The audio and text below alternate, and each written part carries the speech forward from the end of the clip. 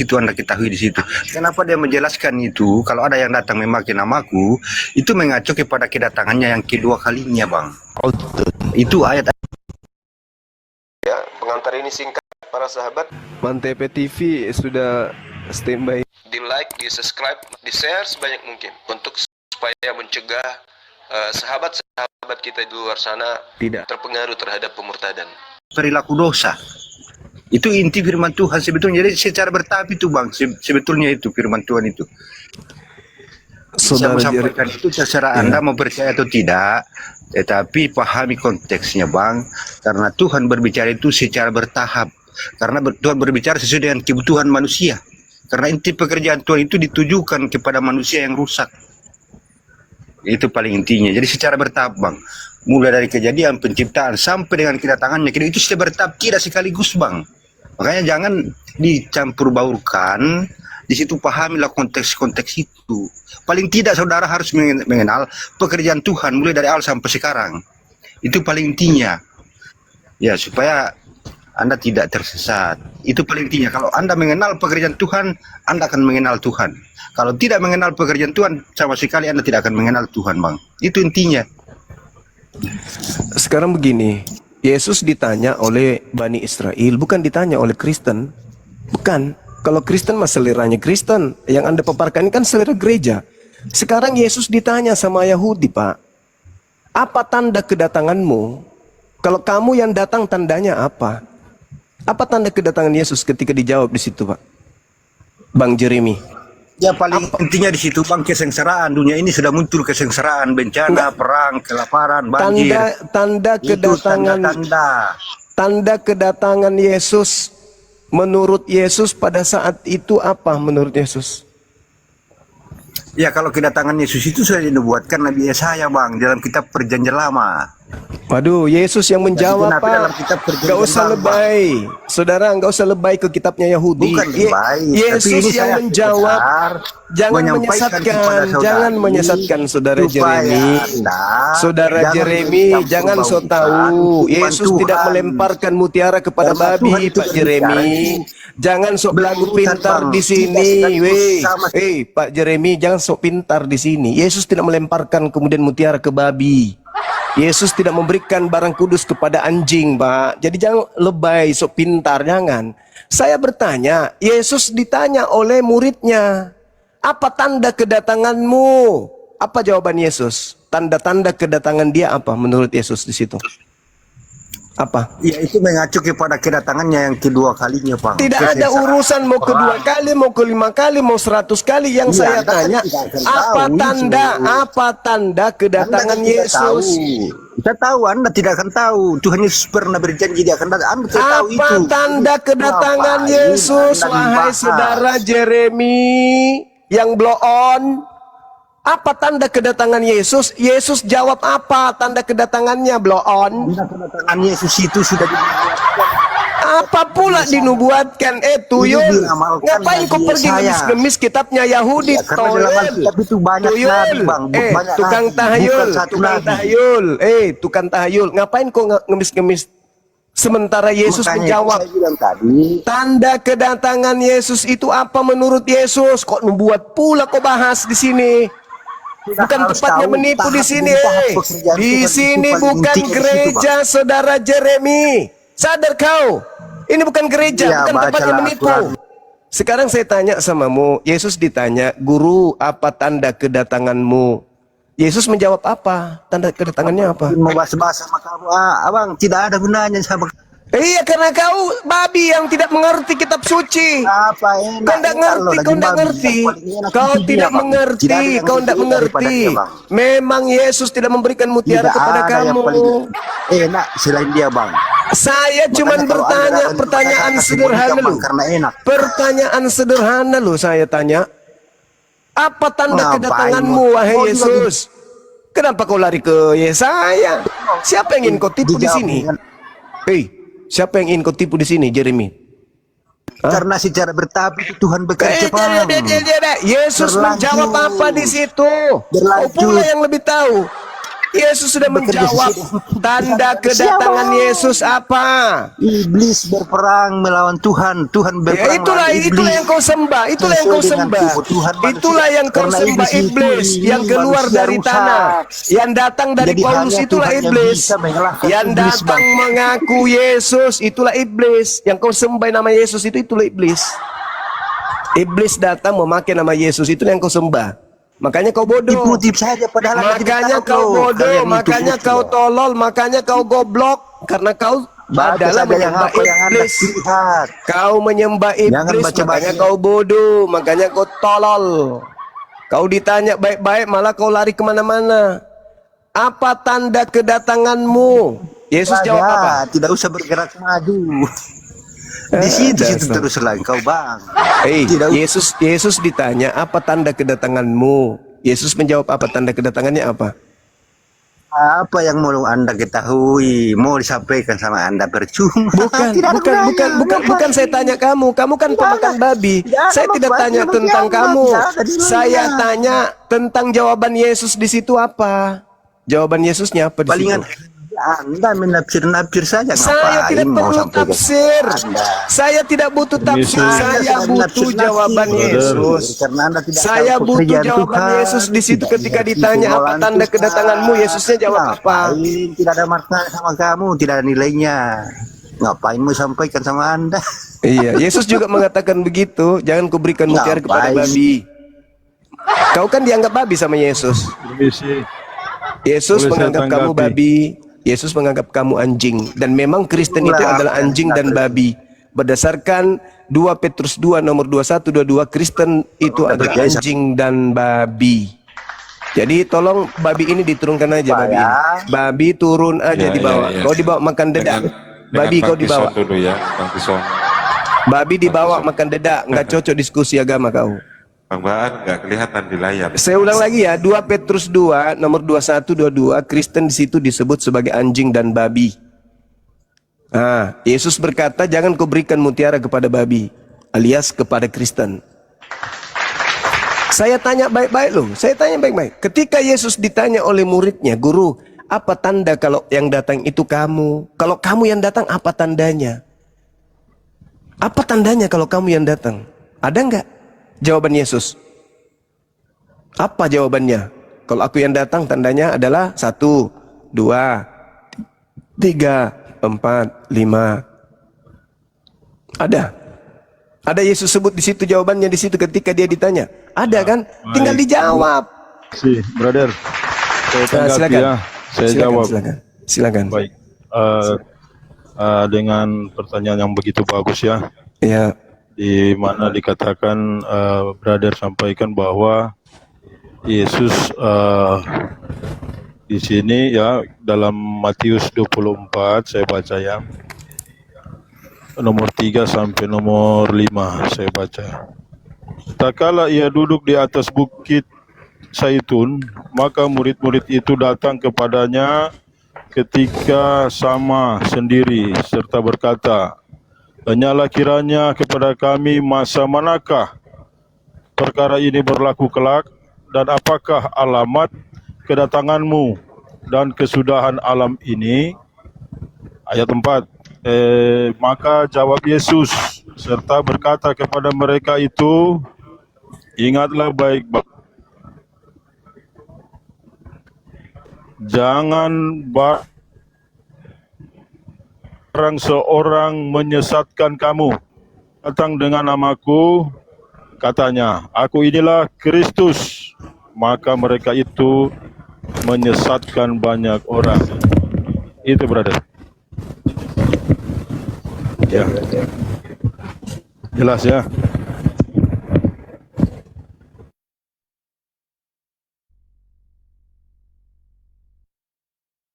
Ya, cek, silakan, Burunda.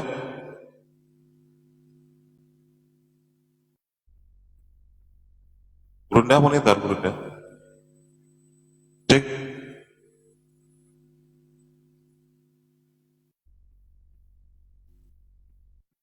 Cek.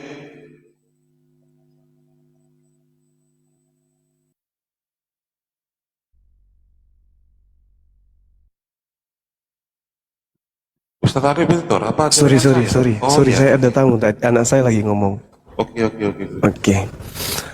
Jadi sempat saya dengarkan tadi, namun saya tidak nyimak sampai terakhir. Kan Yesus ditanya di situ kan, apa tanda kedatanganmu dan tanda kesudahan dunia ini?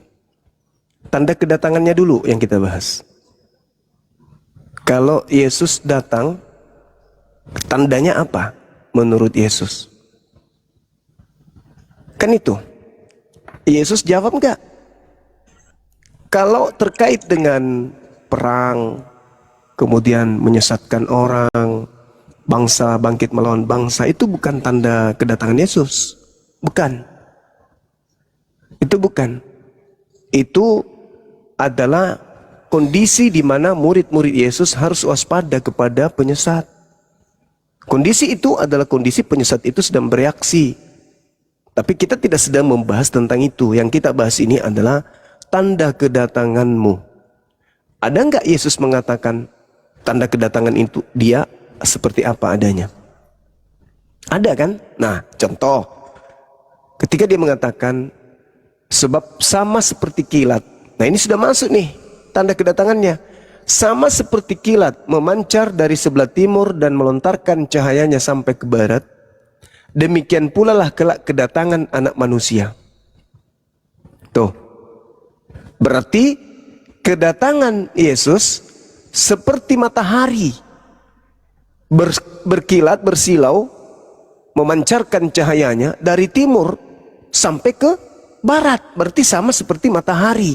Nah, matahari kalau dia terbit pagi, seluruh manusia di muka bumi ini akan melihatnya. Jadi itu tanda kedatangannya. Lalu Yesus terangkan bahwasanya pada waktu itu akan nampak tanda kedatangan anak manusia di langit. Tuh. Yesus akan nampak di langit, nomor 30. Manusia semua di bumi akan meratap. Dan semua manusia akan melihat Yesus datang di atas awan-awan di langit dengan segala kekuasaan dan kemuliaannya. Nah, sekarang ketika Yesus menjawab tanda kedatangannya adalah seperti kilat yang memancarkan cahayanya dari timur ke barat, itu belum terjadi. Yang kedua, dia akan nampak di tengah langit dan seluruh manusia di bumi akan meratap dan seluruh manusia akan melihat dia. Itu juga belum terjadi. Maka Yesus mengatakan, jadi apabila ada orang berkata bertemu dengan aku di padang gurun, bertemu dengan aku di dalam bilik, jangan kamu percaya. Meskipun dia mengaku Mesias. Tapi karena tidak ada tanda itu bukan aku. Jangan kau percaya. Pertanyaan muncul.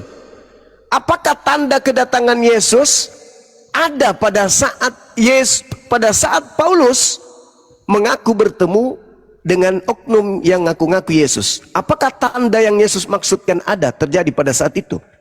Kalau tidak ada, kata Yesus, percaya atau jangan percaya?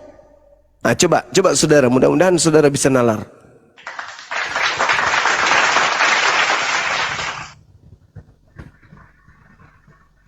Ya, baik. Terima kasih, brother ya. Dengan begitu pemahaman yang membangun pengetahuan yang baik untuk memikirkan akan Yesus Kristus. Ya, di sini di dalam Matius 24 ya, di ayat yang ke-27 ya, brother singgung di sini, karena seperti kilat memancarkan dari timur dan bercahaya sampai ke barat, demikian juga kedatangan anak manusia. Berarti anak manusia ditujukan kepada Yesus Kristus ya. Baik. Di dalam Kisah Para Rasul ya, ini peristiwa Paulus ya, saya lihat di Kisah 9 nomor 3. Di sini sama ya, dia melihat cahaya. Ini saya garis bawahi di sini ada cahaya ya. Di sini dikatakan di nomor 27 Matius 24 nomor 27 dikatakan karena seperti kilat memancarkan dari timur dan bercahaya. Ya, saya garis bawahi di sini bercahaya. Nah, di sini seorang Paulus Dia melihat cahaya. Saya baca ya. Di dalam Kisah 9 nomor 3. Sedang ia berjalan dekat dengan Damsyik, tiba-tiba memancarlah suatu cahaya dari langit sekeliling dia. Maka rebalah ia ke tanah, lalu didengarnya suatu suara yang mengatakan kepadanya, Saul, apakah sebabnya engkau menganiayakan aku? Nah, ini jelas sinkron, brother ya. Nah, seperti yang saudara Suma sampaikan ya, di sini ada kilat cahaya ya. Nah, maka Paulus dapat cahaya ini. Maka Paulus berkata, karena dia orang Farisi dengan penuh disiplin belajar tentang kitab, dia tahu ini cahaya bukan cahaya sembarangan ini. Ini cahaya memang luar biasa. Karena dia orang berpengetahuan. Karena kita tahu seorang Saulus ini orang Farisi, ahli kitab. Nah, maka dia berkata begini di ayat yang kelima di Kisah 9. Maka sahutnya, siapakah engkau ya Tuhan? Nah, di sini dia menyebut ya Tuhan. Maka ia pun bersabda, akulah Yesus yang engkau aniakan. Nah, ini jelas, brother. Dengan yang brother sampaikan, ada suatu pancaran ya, kilat memancarkan cahaya. Ini cahaya luar biasa ini. Sama dengan Kisah para Rasul 9, di mana seorang Saulus melihat cahaya ini, maka dia bertobat. Begitu. Ya, terima kasih. Silakan, brother. Oke, baik. Saudara lihat data yang saya sajikan barusan. Matius 24 nomor 27, sama seperti kilat memancarkan cahayanya dari timur sampai ke barat. Apakah cahaya yang datang Paulus itu dari timur sampai ke barat? Gugur di situ. Yang kedua, yang datang di situ anak manusia. Sedangkan Paulus mengaku dia menerima ajarannya bukan dari anak manusia. Galatia 1 nomor 1, nomor 11, nomor 12. Jadi sudah bertentangan di situ. Lalu kemudian coba Anda cermati apa yang diterangkan di dalam Kisah Para Rasul 9 nomor 7. Di situ diterangkan murid Paulus mendengarkan suara tapi tidak melihat cahaya. Kontradiksi dengan Kisah Para Rasul 22 nomor 9. Di Kisah Para Rasul 22 nomor 9, murid justru melihat cahaya, tapi tidak mendengar suara. Kisah Para Rasul 9-nya mendengarkan suara. Kisah Para Rasul 22 tidak mendengarkan suara. Kisah Para Rasul 9 tidak melihat cahaya. Kisah Para Rasul 22 melihat cahaya. Kontradiksi. Dan kalau dikatakan dalam Kisah Para Rasul 9 nomor 7, mereka mendengarkan suara tapi tidak melihat cahaya, sedangkan anak manusia datang memancarkan cahaya dari timur sampai ke barat, dan Yesus mengatakan seluruh manusia akan melihatnya. Kontradiksi antara pernyataan Yesus dengan apa yang disampaikan oleh Paulus. Begitu juga muridnya Lukas. Nah, kalau Anda mengatakan hanya cahaya, ingat, di dalam Lukas 10:18, Yesus mengatakan, aku melihat iblis turun dari langit ke bumi berupa cahaya. Cahaya yang datang kepada Paulus hanya berupa cahaya, sebagian aja yang lihat.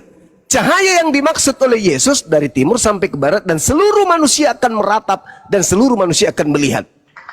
Beda antara cahaya iblis dengan cahaya kedatangan Yesus. Cahaya kedatangan Yesus, seluruh manusia di bumi akan melihat.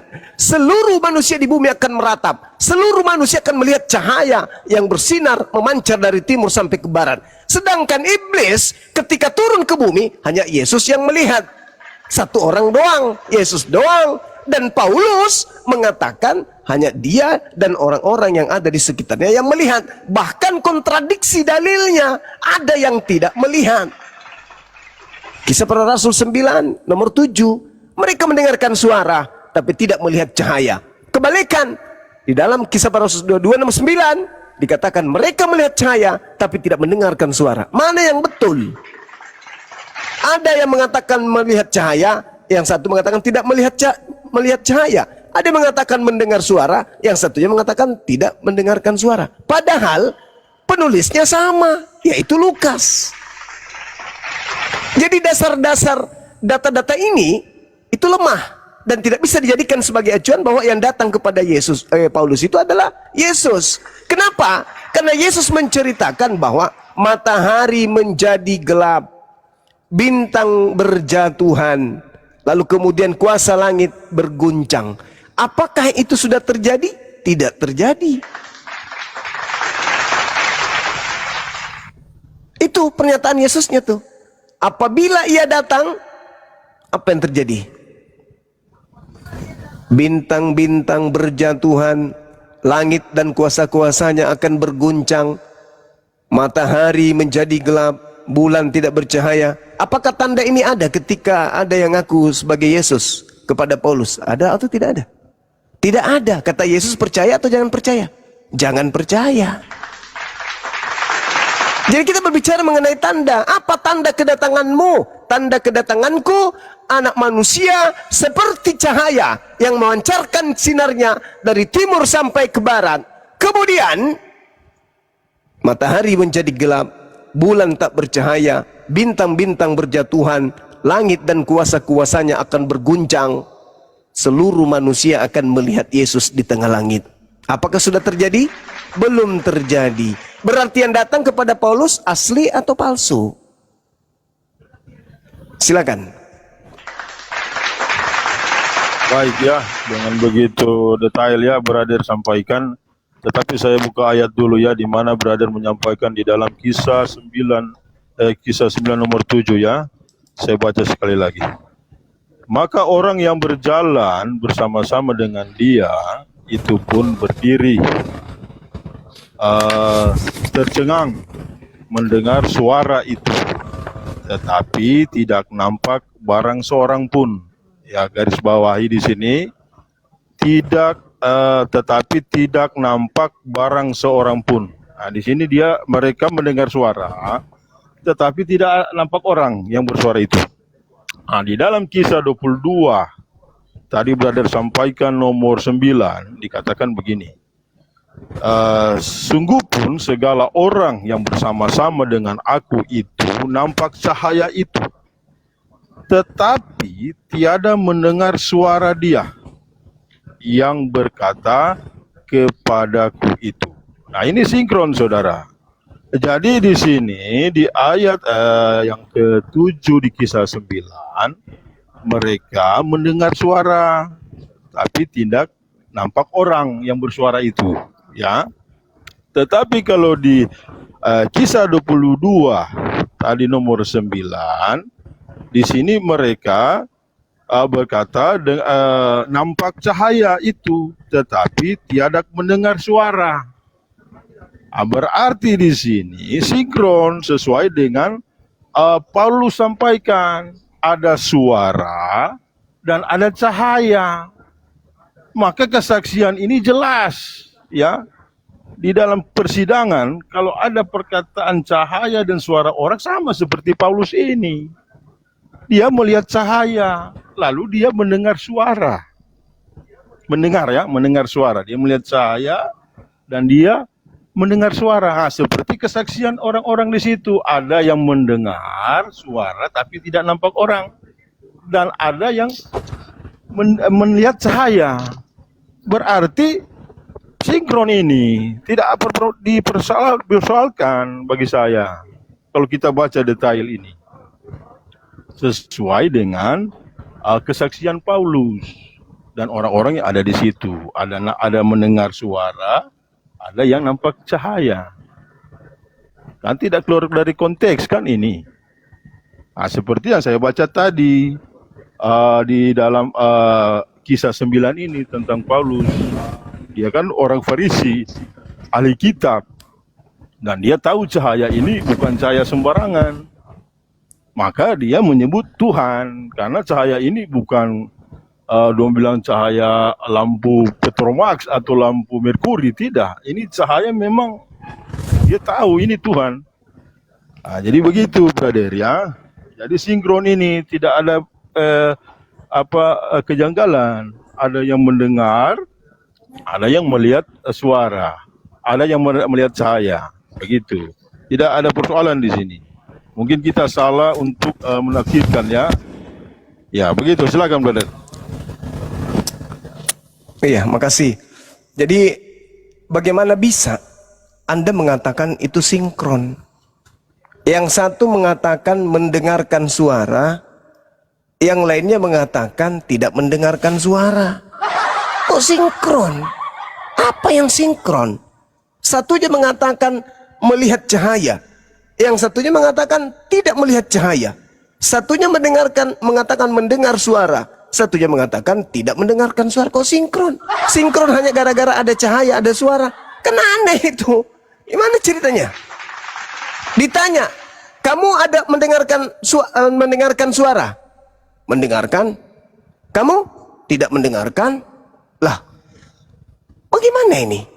Pada kejadian yang sama, mereka yang bersama dengan Paulus melihat cahaya, tapi tidak mendengarkan suara. Pada kejadian yang sama, mereka yang bersama Paulus mendengarkan suara, tapi tidak melihat cahaya. Mana yang betul? Mereka mendengarkan suara tidak melihat cahaya, atau mereka tidak melihat cahaya tapi mendengarkan suara? Mana yang betul? Ini kan kontradiksi. Bukan kemudian Anda mengatakan itu sinkron hanya gara-gara ada suara dan ada cahaya. Bukan.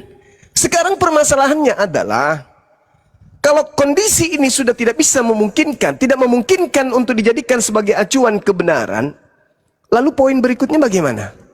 Seluruh manusia akan melihat. Apakah itu terjadi? Tidak terjadi. Ada enggak Yesus mengatakan ketika ditanya, "Guru, apa tanda kedatanganmu?" "Aku akan datang kepada oknum-oknum tertentu." Tidak. "Aku datang dan seluruh manusia akan melihat aku." Itu. Justru Yesus mengatakan, memang ada yang datang selain aku, tapi penyesat. Namanya juga Yesus. Gelarnya juga Kristus, sama seperti aku. Tapi yang datang itu penyesat, bukan aku. Cuman memakai namaku dan berkata, "Akulah Kristus." Itu. Jadi ada dua yang datang. Namanya sama, Yesus. Gelarnya sama, Kristus. Tapi satu penyesat, satu asli. Yang satu datang dengan membawa tanda-tanda. Matahari menjadi gelap, bulan tak bercahaya, bintang-bintang berjatuhan, langit dan kuasanya akan berguncang. Nah, Yesus akan nampak di tengah langit. Itu yang asli. Seluruh manusia akan menatapnya, akan melihatnya. Yang palsu hanya untuk menyesatkan orang, hanya mengaku Yesus, tanda-tandanya nggak ada, seperti yang diterangkan Yesus. Apa tanda kedatanganmu? Kan kalau orang berakal udah paham. Oh, tanda kedatanganku. Tanda kedatangan siapa? Yesus. Apa tanda kedatangan Yesus? Satu, seperti kilat yang memancar cahayanya dari timur sampai ke barat. Bukan dari kepala sampai ke bumi. Dari timur sampai ke barat. Kalau dari timur sampai ke barat berarti sama seperti matahari. Seluruh manusia akan melihat. Dan itu Yesus katakan begitu. Kemudian yang kedua, tanda kedatanganku, matahari menjadi gelap. Terjadi nggak itu pada zaman Paulus? Tidak. Bulan tak bercahaya. Terjadi nggak pada saat Paulus? Tidak. Bintang-bintang berjatuhan. Terjadi nggak pada zaman Paulus? Tidak. Kuasa langit berguncang. Terjadi nggak pada zaman Paulus? Tidak. Berarti kesimpulannya, menurut Yesus, yang datang kepada Paulus ini, percaya atau jangan percaya? Jadi apabila ada orang berkata ada Kristus di sini, ada Kristus di sana, jangan kau percaya. Sebab Kristus palsu akan datang melakukan tanda mukjizat, tanda yang dahsyat dan mukjizat, sekiranya mungkin menyesatkan orang-orang pilihan juga. Jadi apabila ada orang berkata ada Yesus di padang gurun, ada Yesus di dalam bilik, jangan kamu percaya. Nah, kesimpulan akhir, ada yang mengaku Mesias, ada yang mengaku Kristus, ada yang mengaku Yesus kepada Paulus. Tapi tidak ada tanda-tanda yang Yesus sebutkan. Menurut Yesus, percaya atau jangan percaya. Itu dulu. Jangan kemudian kita percaya tapi tanda-tanda itu tidak ada. Itu kata Yesus. Silakan saudara. Silakan.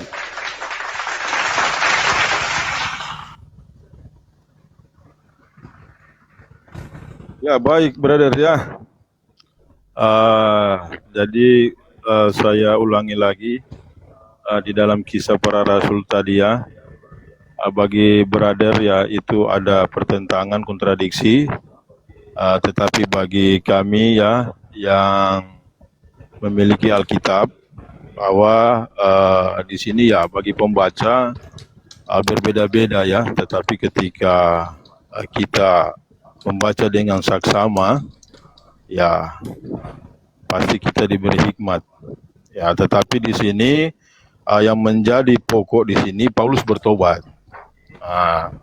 Masalah yang melihat cahaya dan mendengar ya bagi buat saya ya bagi kami pembaca bukan bersifat hanya sepele. Tapi poinnya di sini ini seorang Farisi bertobat. Ini menjadi heran kan bagi kami yang membaca Alkitab, melihat tentang peristiwa kisah dari seorang Saulus. Ya, dulunya dia Saulus. Dia pembantai ya, orang-orang Kristen pada waktu itu pengikut Yesus, dia bantai. Maka Yesus datang kepada dia lewat cahaya. Maka dia bertobat dan dia menjadi seorang pemberitaan Injil. Banyak jiwa-jiwa yang dimenangkan oleh Paulus dengan pelayanannya ya begitu luar biasa bagi kami seorang Kristen. Dengan begitu ceritanya perjalanan hidupnya dengan sengsara ya, lewat pulau bahkan lembah-lembah ya, banyak tantangan yang dia hadapi. Tapi yang menjadi inti bagi kami, seorang pendosa ini kok bisa bertobat ya, luar biasa ini. Dia orang Farisi ya, begitu ahli kitab dengan begitu tinggi ya, tetapi dia bisa mengenal Yesus Kristus sampai dia menjadi seorang rasul bagi kami. Dan yang brother sampaikan ya, tanda bagi kedatangan anak manusia ya, yaitu Tuhan kami Yesus Kristus ya, karena tanpa dia kita tidak dapat ya selamat. Ini bagi kekristenan, karena begitu dengan keyakinan kami orang Kristen ya, kami imani dia Tuhan.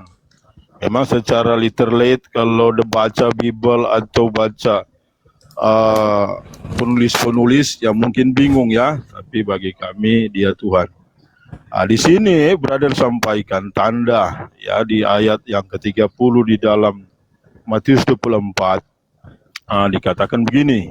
Setelah itu kelak kelihatan tanda anak manusia di langit, maka segala bangsa manusia yang di bumi akan meratap. Lalu mereka itu akan memandang anak manusia datang di atas awan dari langit dengan kuasa dan kemuliaan yang besar. Ayat 31, maka ia pun akan menyuruhkan malaikatnya meniup sangkakala yang besar bunyinya, dan akan menghimpunkan sekalian orangnya yang terpilih daripada keempat penjuru alam. Kita garis bawahi keempat penjuru alam, yaitu dari tepi langit sampai ke tepinya yang lain.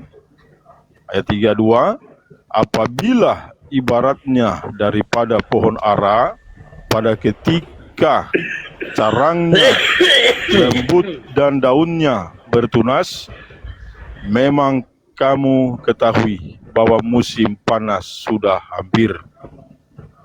33, demikian juga kamu, pada masa kamu nampak segala sesuatu itu jadi, ketahuilah olehmu bahwa hal itu sudah dekat di muka pintu.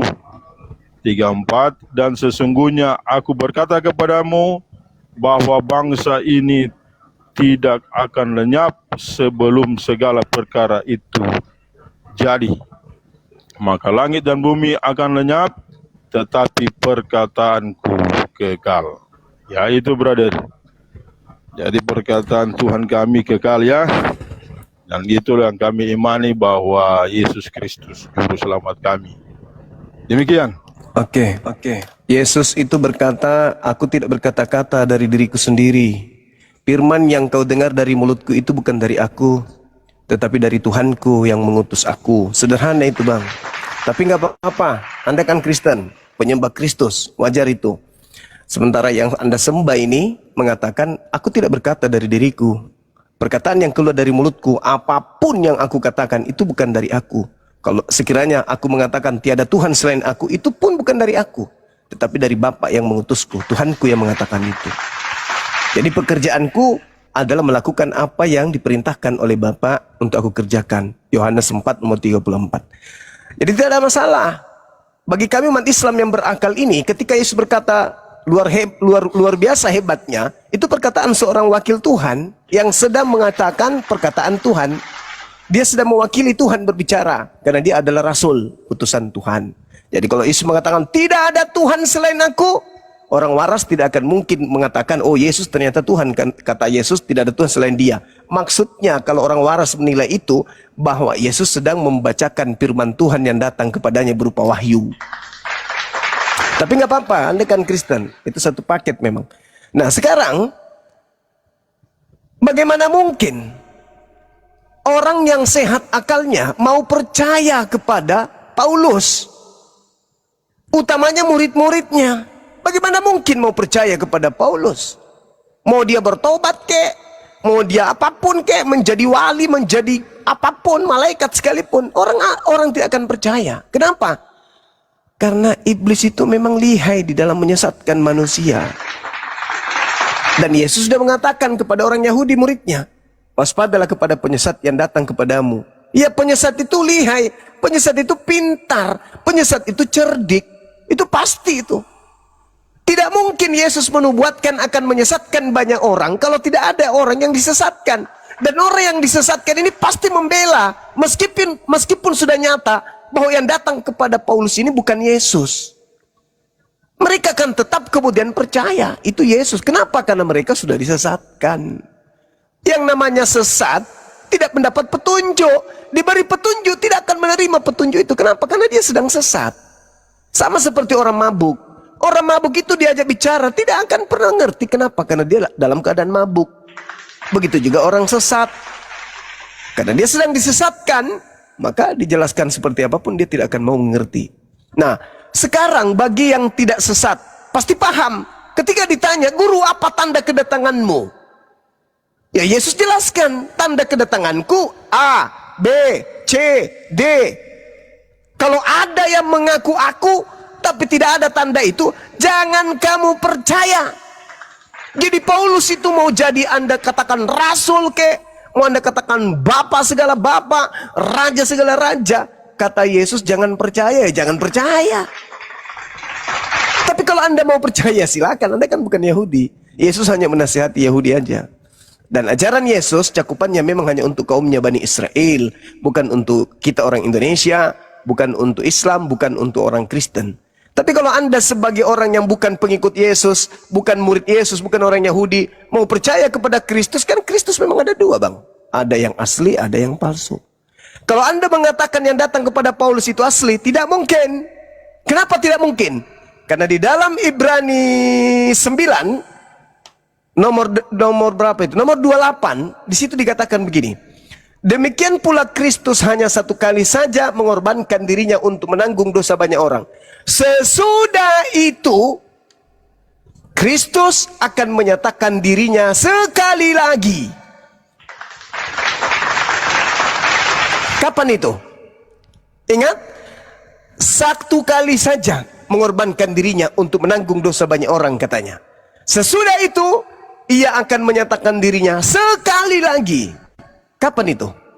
Sekali lagi itu kapan? Apakah pada saat datang ke Paulus? Atau nanti setelah dia datang dengan membawa tanda-tanda sekali lagi? Harus dijawab itu. Kalau yang datang kepada Paulus adalah Yesus, dan nanti di akhir kiamat datang juga Yesus, berarti 2 kali lagi.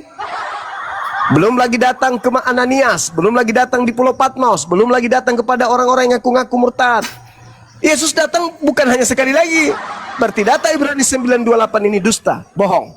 Atau kalian yang berbohong, kalian yang percaya kepada penyesatan. Itu poinnya, itu di situ. Karena di sana di surat Ibrani 9:28, Yesus sekali saja mengorbankan dirinya untuk menanggung dosa banyak orang. Oke, silakan. Tetapi ada tetapinya. Sesudah itu Kristus akan menyatakan dirinya sekali lagi. Paulus mengatakan di dalam Galatia 1 nomor 1, aku menerima Injil bukan dari manusia, tetapi dari pernyataan Yesus Kristus. Berarti Yesus menyatakan diri kepada Paulus. Sekali lagi katanya Ibrani. Nah, ternyata sudah datang di dalam Paulus. 1 Korintus 9 nomor 1, Paulus mengatakan, dan aku melihat Yesus. Ayo, sekali lagi datang. Nah, Paulus melihatnya. Berarti yang datang nanti di hari kiamat siapa? Yesus lagi loh, katanya cuma sekali lagi. Atau jangan-jangan yang datang kepada Paulus itu si palsu itu. Karena Yesus mengatakan, waspadalah kepada penyesat yang datang kepadamu memakai nama siapa? Memakai namaku. Berkata apa? Akulah Kristus. Berarti penyesatnya itu nama lengkapnya Yesus Kristus. Apa tujuannya datang? Menyesatkan banyak orang. Kapan dia datang? Pada abad pertama. Datang kepada siapa? Murid-murid Yesus. Untuk apa? Untuk menyesatkan orang-orang pilihan. Di mana tertulis? Matius 24 nomor 24. Terjadi enggak? Terjadi. Banyak enggak yang disesatkan? Banyak. Apa nama orang-orang yang disesatkan oleh Kristus palsu? Ya, Hindu enggak, Buddha enggak, ateis enggak, Islam apalagi. Yahudi? Yahudi gimana? Yahudi juga enggak. Satu-satunya kandidat siapa? Kristen. Ingat bang, Ibrani 9 nomor 8, Yesus datang menebus dosa untuk menyelamatkan banyak orang dan akan menyatakan diri sekali lagi. Yang mana? Kapan itu? Sekali lagi itu kapan? Silakan. Ya, brother, minta maaf saya pending dulu, saya ada tamu ini, nanti saya jawab. Oke. Mungkin teman-teman saya yang lain ini mungkin. Silakan. Ya, saya istirahat, ada tamunya, saya. Siap, silakan. Ya, baik, brother. Siap.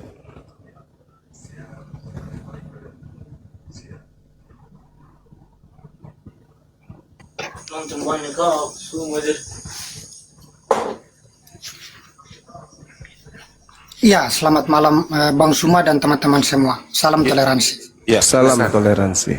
Ya, Bang Kimi. Iya.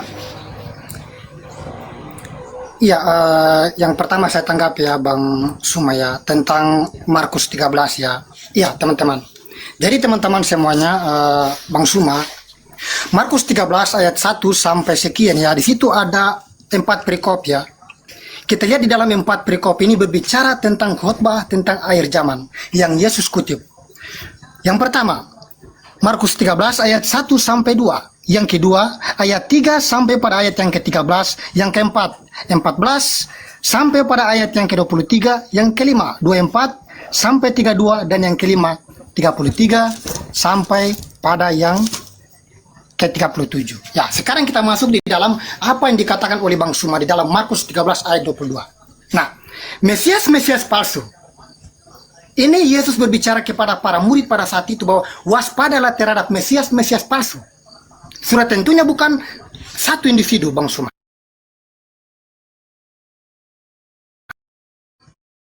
Ingat ya, khotbah tentang akhir zaman.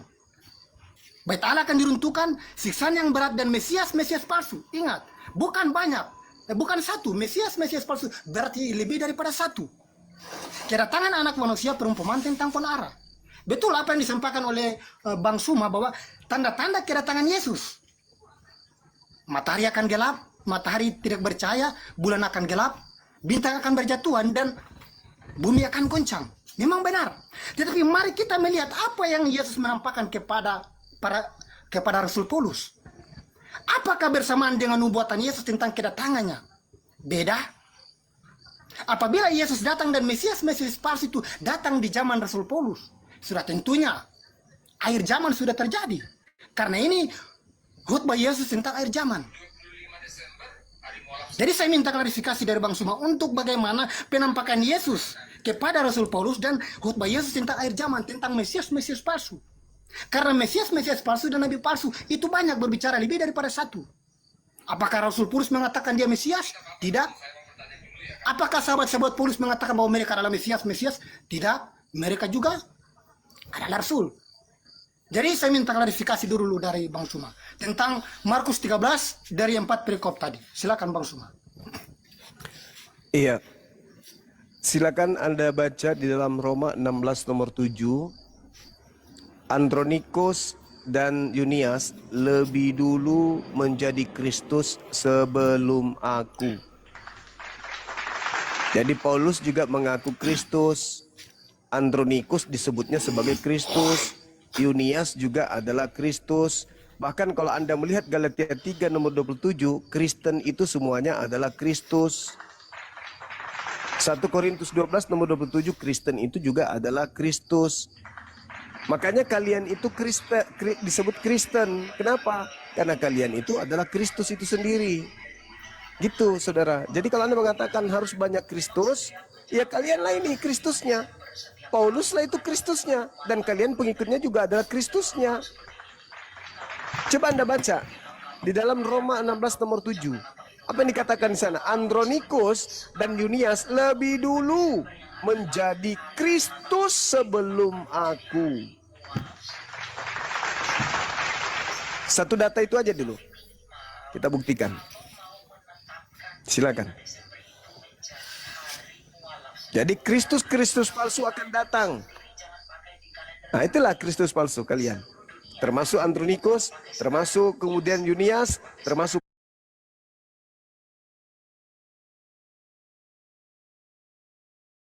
Paulus. Termasuk Paulus. Kemudian Yunias, termasuk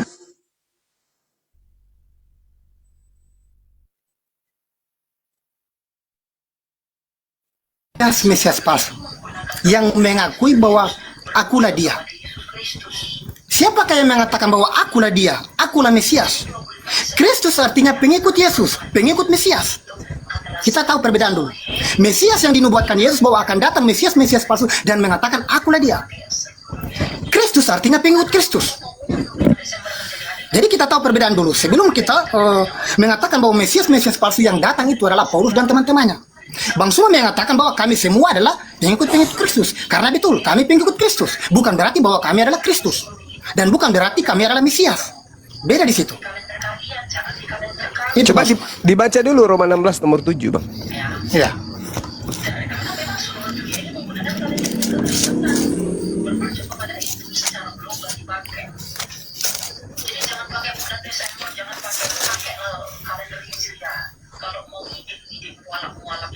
Salam kepada Andronikos dan Yunias, saudara-saudaraku bangsa yang pernah dipenjarakan bersama dengan aku, yaitu orang-orang yang terpandang di antara para rasul dan yang telah menjadi Kristen sebelum aku. Ini menjadi Kristen, Pak. Bukan menjadi Kristus. Itu terjemahan yang salah. Original teksnya di situ sabar. Kristus, Ya. Kristus. Iya. Oke. Sabar, saya baca ulang ya. Salam kepada Andronikos dan Yunias, saudara-saudaraku sebangsa yang pernah dipenjarakan bersama-sama dengan aku, yaitu orang-orang yang terpandang di antara para rasul yang telah menjadi Kristen sebelum aku. Kristen, Pak. Bang Suma mengatakan bahwa Kristus. Di situ original teksnya Kristos.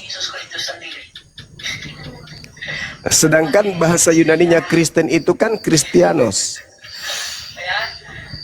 Original teksnya Kristus. Tapi Lembaga Bible Indonesia menerjemahkan menjadi Kristen. Coba Anda lihat original teksnya. Kristianos atau Kristus. Jadi nanti kalau pas hari Natal nggak usah ikut-ikutan Pak. Ya, dia aja di rumah. Ya, silakan tampilkan. Ya, ada yang bisa buka kamera? Ya, silakan tampilkan. Jadi teman-teman ya, tadi saya mengacu kepada apa yang disampaikan oleh Bang Suma ya. Kalau itu pun adalah original teksnya seperti tadi. Oke, sekarang kita ikuti.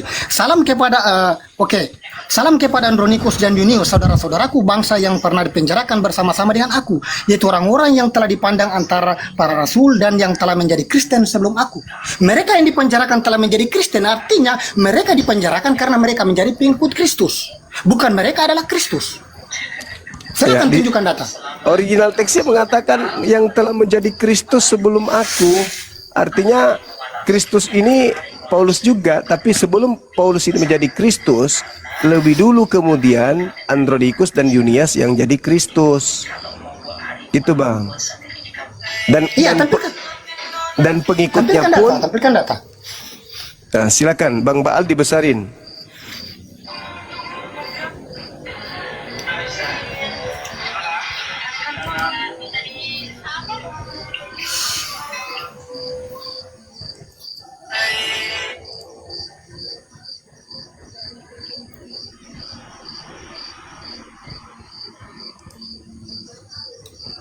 Silakan dibuka mute-nya, Bang Bal. Mute-nya dibuka, Bang Bal. Ya, sudah bisa kelihatan? Ya, sudah. Coba dibacakan. Ya, salam kepada Andronikus dan Yunias, saudara-saudaraku sebangsa yang pernah dipenjarakan bersama-sama dengan aku, yaitu orang-orang yang terpandang di antara para rasul dan yang menjadi Kristen sebelum aku. Nah, coba Oke, Kristen, Bang. original Sabar. teksnya Kristen Sebentar situ. dulu, Bang Timi. Oke, kita cari kata Kristen melalui ke original teksnya ya. Roma 16 ayat 7. Kita cari ke bawah ya. Kristen, salam kepada Andronikus yang dipenjarakan, yang terpandang, yang telah menjadi Kristen. Nah, kita klik strong code-nya 5547. Nah, ternyata strong code 5547 adalah Kriston, bukan Kristianos. Tapi Kristus. Tapi diterjemahkan oleh Lembaga Bible Indonesia menjadi kata Kristen. Tuh, padahal bahasa Yunaninya Kristen bukan Kristos. Ini ada definisinya. Definisinya Kristos ini adalah Kristus atau Mesias atau yang diurapi. Kenapa kok jadi Kristen gitu, Bang Juma ya maksudnya ya? Iya, waspadalah kepada penyesat. Mereka akan menyesatkan banyak orang, banyak termasuk lembaganya juga. Kalian mohon maaf, kalian tersesat karena memang ya tujuannya kata Yesus menyesatkan banyak orang. Mereka akan menyesatkan banyak orang, berarti termasuk lembaga Anda masuk dalam kategori penggenapan dari nubuat yang Yesus sampaikan kepada muridnya. Itu fakta, itu real. Nah, gimana ini? Ketika Yesus mengatakan waspadalah kepada penyesat yang datang kepadamu memakai namaku dan berkata, akulah Kristus. Mereka akan menyesatkan orang banyak. Kristus palsu. Nah, itu Kristus palsu. Mereka akan melakukan tanda yang dahsyat dan mujizat-mujizat sekiranya mungkin menyesatkan orang-orang pilihan juga. Berarti ada yang menggunakan nama Yesus Kristus atau Kristus Yesus untuk menyesatkan banyak orang. Lembaga Bible Indonesia menggunakan nama Yesus untuk menyesatkan banyak orang dengan menggantikan arti Kristus menjadi Kristen. Lembaganya bukan oknum, tapi lembaga memang, lembaga. Menyesatkan banyak orang, dan itu menggenapi nubuat. Makanya tadi di awal saya katakan, kepada lawan sebelum saudara Jimmy, berhasil tidak iblis menggunakan nama Yesus untuk menyesatkan banyak orang? Ya berhasil. Nah inilah yang dikatakan Al-Quran saya. Wa iyad'una illa syaitanam marina wa ikhwanuhum yamuddunahum fil gayyi tsumma la yuksirun. Saudaranya iblis adalah orang-orang kafir. Orang-orang kafir itu bahu-membahu dengan iblis untuk supaya manusia mendurhakai Tuhan pencipta langit dan bumi. Jadi orang kafir adalah pahlawannya pahlawannya iblis. Iblis adalah pahlawannya kafir. Mereka sama-sama saling membantu untuk supaya manusia itu mendurhakai Tuhan. Bayangkan, kalau seluruh dunia menyembah kepada Kristus, apakah tidak membuat Tuhan itu murka? Sedangkan Tuhan mengajarkan Kristus itu hanya manusia yang dia urapinya, bukan Tuhan. Tapi dengan adanya ajaran Kristen, maka orang-orang diajak untuk menyembah kepada sosok Kristus. Sedangkan Kristus yang disembah adalah yang palsu. Yang asli aja tidak, apalagi yang palsu. Menggantikan Tuhan yang diperkenalkan para nabi ke tengah-tengah Bani Israel dengan dewa agnostos theos dalam nama Yesus Kristus. Itulah faktanya. Menggiring manusia untuk menyembah kepada Kristus. Apakah itu kebenaran? Kesesatan. Apa endingnya? Enyahlah daripadaku, aku tidak mengenal kalian. Kalian semua adalah pembuat kejahatan. Matius 7 nomor 22 nomor 23. Pada hari terakhir nanti akan banyak orang berseru memanggil aku Tuhan, Tuhan. Bukankah kami bernubuat, mengusir setan, bermujizat pakai namamu? Pada saat itulah aku Yesus akan berterus terang kepada mereka. Enyahlah daripadaku, aku tidak mengenal kalian. Kalian semua adalah pembuat kejahatan. Coba, Paulus ternyata Kristus. Andronikus orang Athena, orang Roma Yunias, ternyata Kristus semua. Padahal cuma satu Kristus, yaitu anak Maria. Ini Andronikus juga Kristus, Yunias juga Kristus, Paulus juga Kristus. Jadi memang harus berhati-hati. Saudara-saudara Kristen yang sangat memperdulikan keselamatannya di akhirat nanti, di hari kemudian, itu tidak mudah kemudian mau asal percaya terjemah. Kenapa? Karena dalam hal ini lembaganya juga sudah ikut turut menggenapi kata yang dikatakan Al-Quran. Wa ikhwanuhum yamuddunahum fil ghayyi tsumma la yuksirun. Saudara-saudaranya setan adalah orang kafir. Mereka akan membantu manusia, membantu iblis agar manusia durhaka kepada Tuhan pencipta langit dan bumi. Ya jelas kita durhaka dong kalau kita percaya bahwa Tuhan itu menjadi manusia, Tuhan itu dibunuh manusia, Tuhan itu kemudian menjadi Kristus. Ya durhaka dong kita. Sebab Kristus ini menurut Yesus adalah penyesat yang datang hanya berpura-pura menjadi Kristus supaya orang yang punya pemikiran lemah bisa jatuh dalam penyembahan terhadap Kristus tersebut. Inilah yang disinggung di dalam Ulangan 13, apabila ada orang yang datang kepadamu, seorang pemimpi atau seorang nabi atau seorang pengajar datang kepadamu mengajarkan untuk menyembah kepada ilah lain yang kamu tidak kenal, maka jangan kau percaya, jangan kau kasihan sama dia, jangan kau mengasihi dia, tapi bunuhlah dia. Makanya ketika Paulus datang mengajarkan kemudian ilah baru bernama Kristus, mati dia, mati, ditolak. Kisah Para Rasul 24 nomor 5. Paulus ini adalah penyakit sampar yang telah menyesatkan orang-orang Yahudi di seluruh dunia yang beradab, dan dia adalah tokoh dari agama sekte Nasorios. Nah, itu baru Kristen. Itu baru betul. Nasorios itu adalah orang yang menjadi pengikut Yesus dari Nazaret. Orang yang pengikut dari Nazaret inilah yang kemudian yang mendirikan sebuah agama baru yang disebut Kristianos. Kristianos, Nasorios, dan juga Kristus itu adalah tiga entitas yang berbeda. Begitu saudara, itu data. Kita tidak mengada-ngada. Silakan. Oke, baik. Terima kasih Bang Suma. Iya.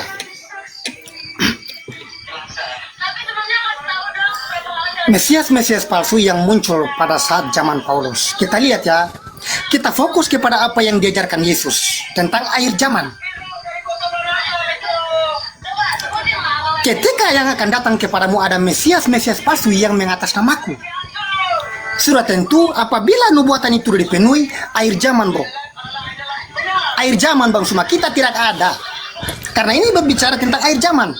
Khotbah Yesus tentang akhir zaman. Kita tidak ada. Apabila nubuatan itu telah digenapi, akhir zaman. Sekarang kita lihat. Para murid menanti penggenapan yang dikatakan Yesus kepada mereka bahwa akan muncul Mesias-Mesias palsu. Apa yang dikatakan di dalam Galatia 2 ayat 9? Ketika mereka melihat Paulus dan segala karunia yang diberikan kepadanya, mereka menerima dia. Apakah mereka pada saat berhadapan dengan Paulus, mereka mengatakan bahwa nubuatan Yesus telah genapi, bahwa Mesias palsu? Paulus adalah Mesias palsu, nabi-nabi palsu yang muncul. Tidak. Mereka menerima dia di dalam Galatia 2 ayat 9. Bahkan mereka menerima dia, dan pada saat itulah para murid mulai mengajarkan Injil di dalam jemaat Yahudi.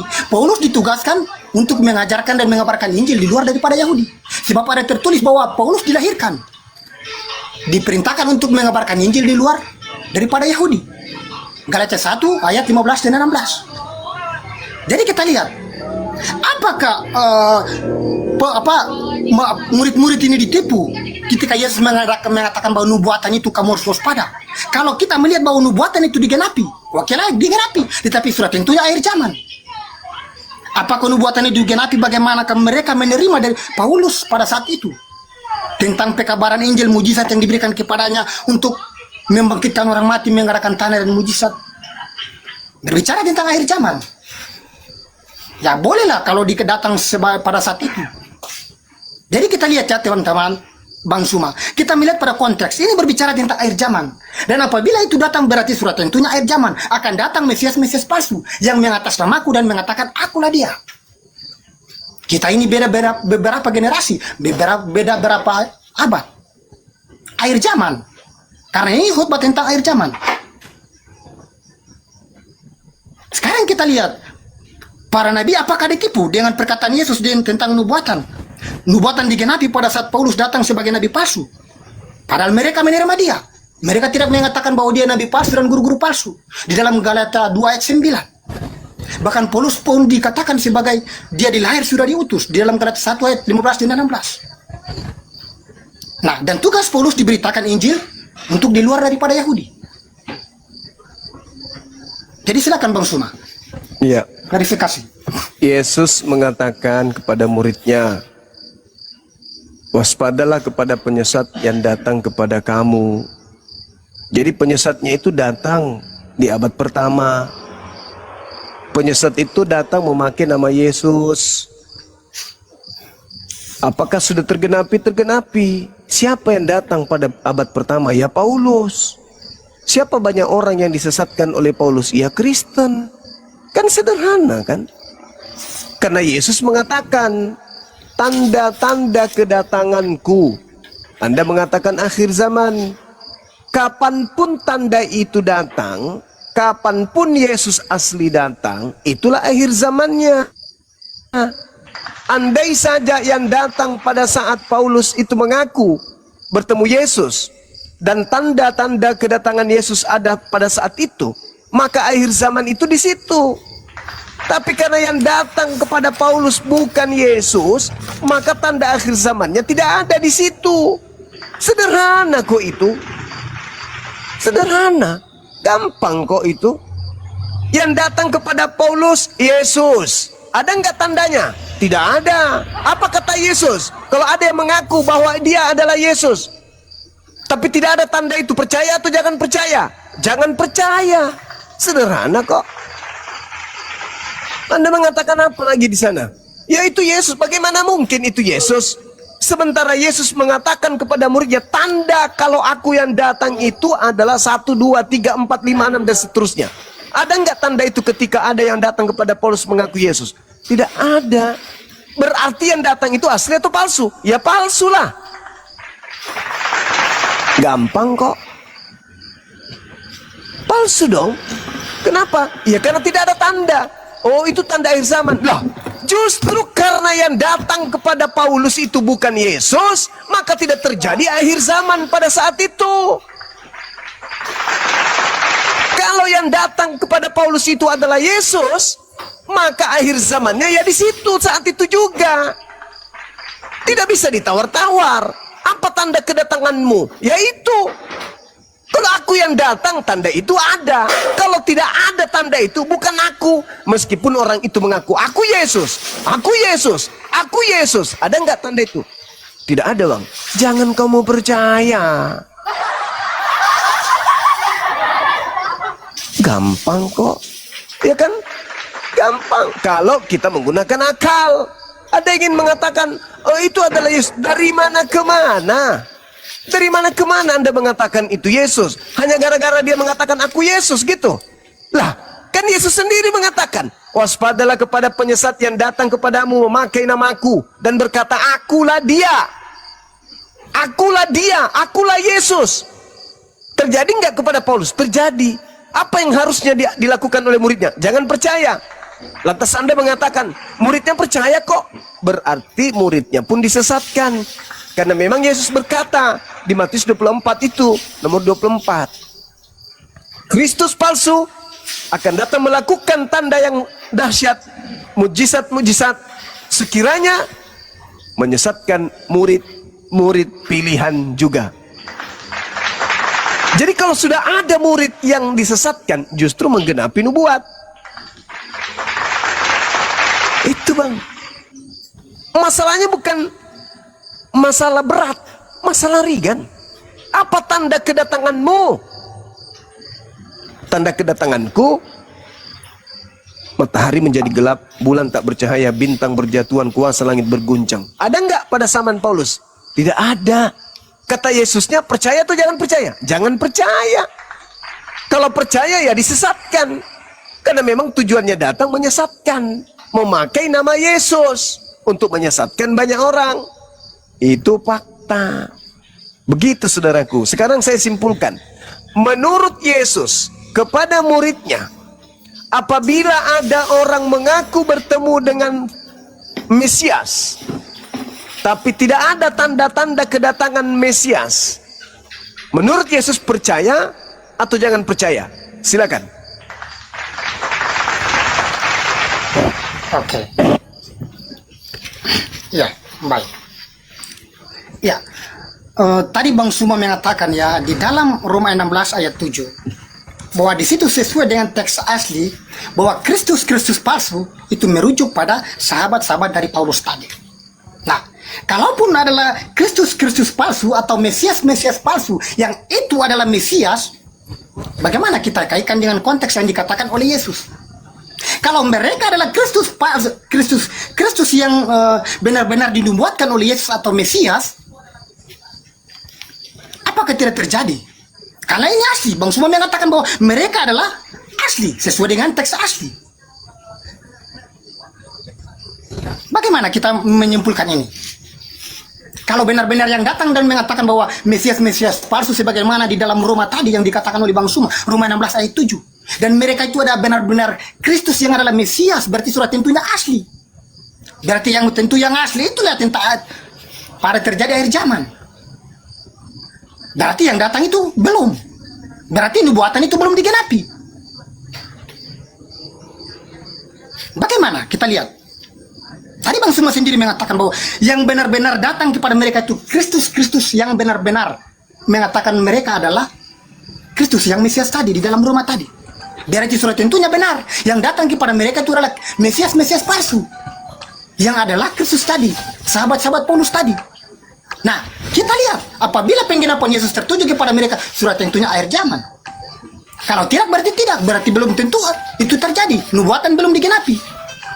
Masih dalam proses untuk penggenapan. Sekarang Bang Suma mengatakan lagi yang datang kepada mereka itu ya tidak lagi terjadi. Berarti belum tentu terjadi karena itu masih dalam penggenapan. Yang datang kepada Paulus di dalam cahaya pada saat perjalanan masuk ke Damsyik untuk mengenai jemaat-jemaat, apakah yang datang itu Mesias palsu?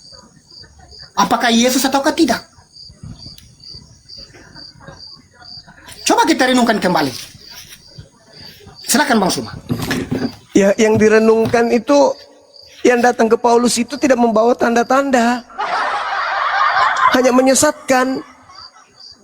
Kan Yesus mengatakan, waspadalah kepada penyesat. Penyesat itu datang memakai namaku, mengaku aku. Yang datang kepada Paulus mengaku Yesus. Ada nggak tanda-tanda kedatanganku di situ? Nggak ada. Kata Yesus, percaya atau jangan percaya? Jangan percaya. Dan nasihat jangan percaya itu jatuh kepada orang Yahudi, bukan kepada Anda. Wajar kalau Anda percaya Paulus. Karena Anda bukan orang Yahudi. Orang Yahudi dinasihati Yesus. Jangan kamu percaya kalau ada yang datang mengaku aku, memakai namaku dan berkata akulah Mesias. Jangan kau percaya. Sebab Kristus palsu akan datang dengan tanda yang dahsyat dan mujizat. Sekiranya mungkin menyesatkan murid-murid pilihan juga. Sebab kalau aku yang datang akan disertai dengan tanda apa? Aku akan nampak di tengah langit. Seluruh manusia akan melihat aku. Matahari menjadi gelap, bulan tak bercahaya. Berapa kali harus saya ulang sih? La haula wala quwata illa billah. Apakah tanda-tanda yang Yesus sebutkan itu ada pada saat Paulus mengaku bertemu dengan makhluk roh? Ada nggak tanda itu? Tidak ada. Berarti itu bukan Yesus. Titik. Kenapa nggak dipahami ya? Tidak ada tanda itu ketika ada makhluk datang kepada Paulus. Aku adalah Yesus. Ada nggak tanda? Tidak ada. Kata Yesus kepada muridnya, percaya atau jangan percaya? Ya jangan percaya. Tapi harus ada yang percaya. Kenapa? Karena penyesat ini akan menyesatkan banyak orang. Berarti banyak orang di luar Yahudi yang akan percaya kepada Yesus palsu itu. Karena itu kata Yesus sendiri, banyak orang yang akan percaya kepada si penyesat. Itu. Siapa di antaranya? Saudara Jimmy. Orang Yahudi percaya enggak? Tidak. Sampai hari ini mereka masih Yahudi. Mereka masih di sinagoge. Mereka masih tidak makan babi. Mereka masih bersunat. Mereka tidak menyembah Yesus. Mereka tidak ke gereja. Mereka tidak Natalan. Mereka tidak jadi Kristen. Orang banyak yang disesatkan itulah Kristen. Yang tidak disesatkan itulah Yahudi. Gampang kok. Kata Bang Baang. Tidak ada yang sulit. Ini sudah berulang loh saya katakan. Tanda-tanda kedatangan Yesus. Dia akan nampak di tengah langit. Seluruh manusia akan melihatnya. Matahari menjadi gelap. Bulan tak bercahaya. Bintang berjatuhan. Kuasa langit berguncang. Apakah sudah terjadi? Belum. Nah kalau ada yang mengaku aku, tapi tidak ada tanda itu, jangan kau percaya. Siapa yang dilarang percaya? Yahudi. Dilarang nggak Kristen? Tidak. Justru Kristen itu adalah penggenapan orang banyak yang harus disesatkan oleh penyesat tersebut. Sederhana kok itu. Jadi begitu saudara ya. Silakan diambil alih teman-teman. Saya ada telepon. Diambil alih dulu sementara. Ini sudah 4 kali diputar-putar ini. Apa tanda kedatangan Yesus yang asli dan apa tanda kedatangan Yesus yang palsu? Kedatangan Yesus yang palsu hanya menyesatkan banyak orang. Kedatangan Yesus yang asli, seluruh manusia akan melihatnya, seluruh manusia akan meratap. Kenapa enggak meratap? Pasti meratap. Matahari menjadi gelap, bulan tak bercahaya, bintang berjatuhan, bagaimana enggak meratap?